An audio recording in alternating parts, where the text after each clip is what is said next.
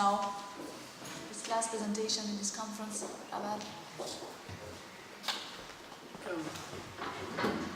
Thank you, Raya. Just a piece of information. There is a book that was published in 2016 on the consequences of disaster. Oh. Demographic planning and policy implications. And it's based on an ARC project that we were involved with, Helen Jens, and it's an edited volume, and it looked at disasters in 8 countries, including some Asian countries in Indonesia, China, and Iran, and we have a chapter on demographic consequences of BAM earthquake in 2004. So that's something in there that you might be interested to have a look at. Thank you. I would love to read this book. Thank you. Thank you. Another question? Right?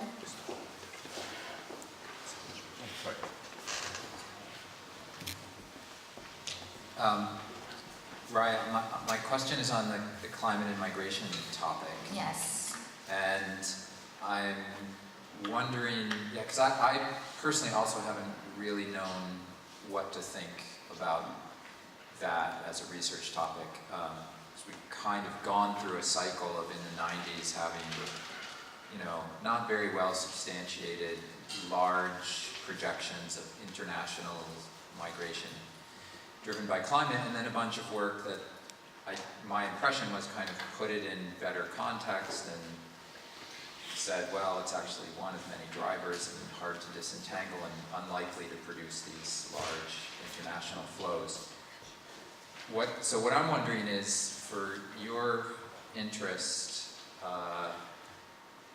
or expectation that this is a good thing to look into, do you think it's that the way of looking at international migration needs to be done better and looked at again, or is it different questions or different type of migration, or the wrong question was being asked the first time around? Right, so thanks, Brian. The question, so we actually, from starting doing this project, which I already started with Guy and Jesus, so we look at both internal migration and sort of refugee flows, so which is the international context. And one thing which has popped up, which is, as you would expect from migration research, people move within a short distance, so they hardly cross borders. So I think that's one thing. Then when you want to link it with sort of climate drivers, if we will be able to establish at all the relationship, we have to control for a series of factors that are relevant to climate change, to migration, whatever you can think of, the push-pull factors. Then, then the net of that, we might observe it, but I think the way we enter into this field, because we want to say that the evidence is mixed, because mostly it's done in a local context, such as in Bangladesh or in some country in Africa.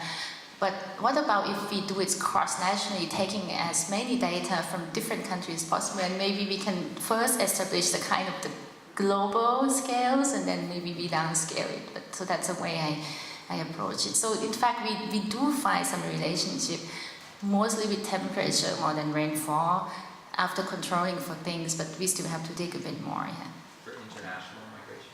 International migration, so we actually look at, so probably this is quite specific migration, which is refugee flows.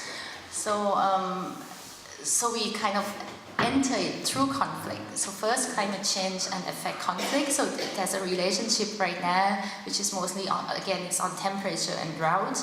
And then by modeling that, and then look at how conflict affect, which we would expect because this is about refugees, so conflict. So it's sort of, it's rather complex that climate change might not drive refugee flows directly, but through, climate change might not drive refugee flow directly, but through climate change affects conflict, yeah.